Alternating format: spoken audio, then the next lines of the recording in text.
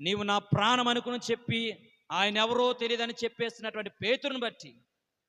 ప్రజలందరూ కూడా ఆయన ఎక్కడికి వెళ్తే అక్కడికి వచ్చి ఆయన పెడుతుంది తింటున్నటువంటి ప్రజలందరూ కూడా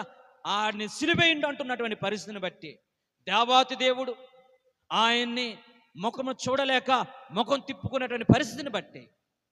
అందరూ కూడా విడిచిపెడితే సమస్తాన్ని కోల్పోయినటువంటి ఈ శ్రమ సేవకుడు ఎంత శ్రమ పడ్డాడో మానసికంగా,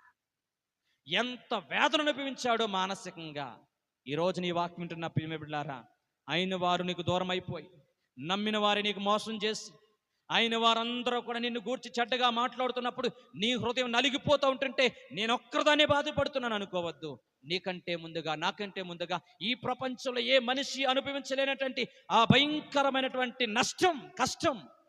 మనం ఆరాధిస్తున్న యేసు ప్రభువారు శ్రమ సేవకుడు ముందుగా అనుభవించాడు. నీకు నాకు మాదిరి